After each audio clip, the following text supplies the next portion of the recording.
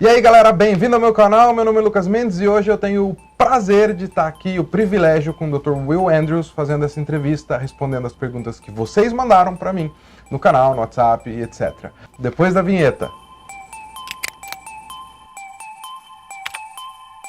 Dr. Will não fala português, então essa entrevista vai ser em inglês.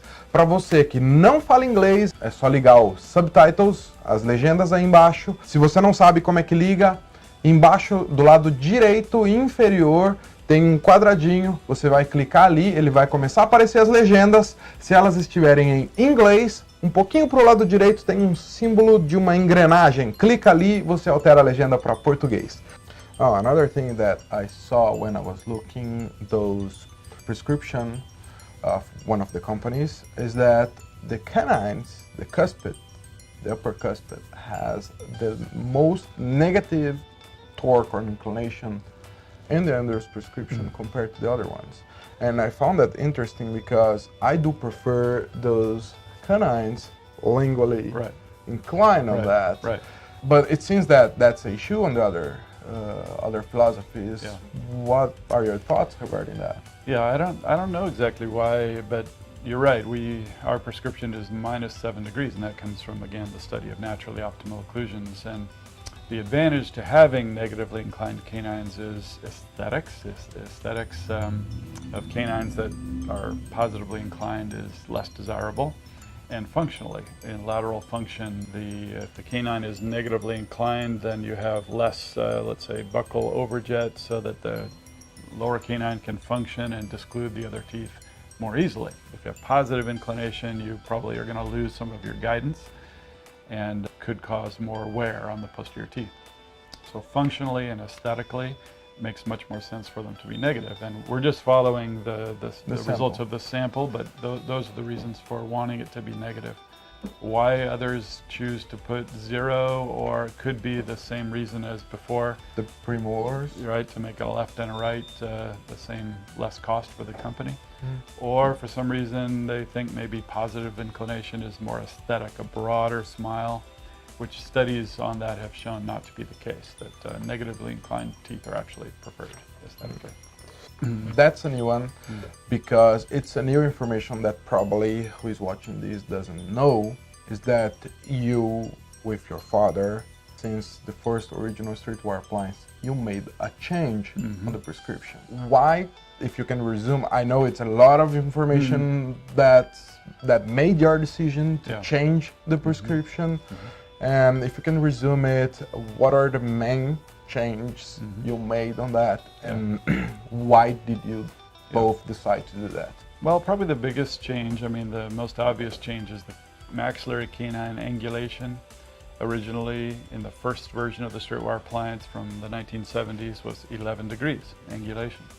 And that came about from the initial study of tooth positions that my father did on the initial or the original sample of 120 naturally optimal occlusions. More recently, in 2011, we redesigned the bracket, as you know, and we changed the prescription of the canine to 8 degrees angulation, much less, 3 degrees less. And that is because, still comes from the data from the sample, but my father redid his study. In the 1980s, he redid the study using a newer, better, bigger sample of patients. And all the data is published in his textbook. And the newest version of the appliance, we followed the most recent data. And that's really was the biggest change, was just the canine angulation. The rest of the things in there were minor, 1 degree here, 1 degree there. And we only changed them to follow the newest data available. Oh, okay. So it's pretty much you have a second 120 best 6 keys or harmonious occlusion now, and then based on this new, you decide to make some changes. The biggest one is the canine. Right. So the most recent study was done on a slightly different sample, a better sample, better occlusions, better ideal occlusion. So you have now a better gold standard. It's a better gold standard. Sample. That's right. Oh, that's amazing. How many casts do you have now? Do you know? Sort of? It's over 200 now. I think it's probably around 240, something like that, or 220 in that range. The full one. Yeah, the full full sample, right? Yeah, and since the last 15 or 20 years, whenever we come across a new one, we're still collecting them. We put them on an articulator. So maybe the last 20 or 25 in that sample are on an articulator, but it's still too small of a sample to make a new study. But one of these days we'll have enough. If someone wants to help on that sample, because many people think the sample is that's not a live sample that you're keeping collecting. Right. If someone wants to add some new information on that sample, what would be the recommended? Mounted casts, preferably. Yep. X-ray if it's possible, but it's kind of not really possible now because the patient doesn't need treatment. Right. And all the photographs, but adding the smile profile with the full forehead appearing. Right. If someone wants to share some data with you to the Anders Foundation and to help with improving the data, that would be the perfect one. Okay, that's wonderful. If you have that, please mail us. The address is at the andersfoundation.org website. Yeah, exactly. To the last question from Marisa Junqueira, she asked, it's regarding all those things about the prescription, in an overview, what do you think are the advantage on the straight wire appliance compared to the other one? I might be able to answer one of that is the translation brackets. That's the only one that has is the straight wire system. What else would you could add as an advantage besides always said here? That's pretty much it's based on the sample. Well, as you said, I think it's a system. So it's not just one prescription. We have these translation brackets that we plug in for teeth that require a lot of mesiodistal translation, and it has some of the biomechanical counter moments built into the prescription, and that just simply makes it easier and more predictable for the orthodontist. So that coupled with, I think, just the design of the brackets, the ins and outs, the angulations, inclinations, rotations, everything that's built into the bracket.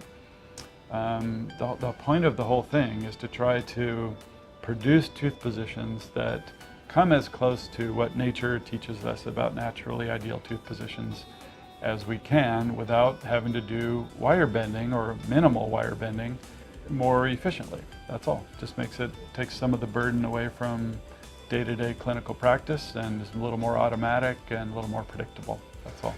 There is one thing that who works with your bracket, your dad, the Andrews prescription or the Andrews companies, like the company or the ortho organizer, one of those.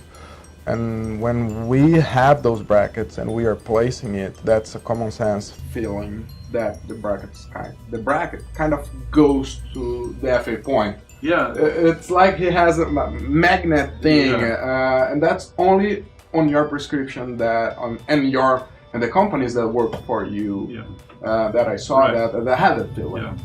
One of the most important things about a straight wire appliance system is how well the bracket fits the tooth surface. It has to fit very well without rocking and moving, and fit in a way that is easy to get it to the right position. And a lot of that has to do with the contours on the pad, the occlusal, gingival, and mesiodistal contours. And those arcs of curvature come from a pretty thorough study of tooth morphology. And those arcs of curvature are kind of trade secrets. Those are not published. Those are not in the book. Doesn't have anything to do with tooth position. It's just how the bracket is designed. And so people who had the experience of using the original 8 company appliance back in the day always have that same comment, that they really seem to just almost like a magnet or a suction cut fit so easily and so well. And that's not by accident. And so every other company that's out there, they can make whatever prescription they want to make. You name it, there's all kinds of prescriptions. And that's all just the inclination and angulation, or tip and torque as they usually call it. But what they don't really tell you is the contours of the pad. Does it really fit? Can you target the slot in a predictable way to the FA point or to the transverse plane of the crown?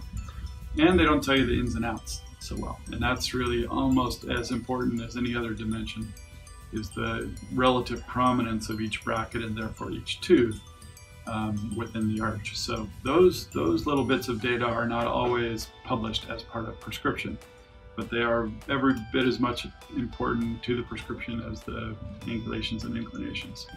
And that's why we think that's one of the key things. That's why the true straight wire appliance really does work seemingly so much better than a lot of the other systems out there.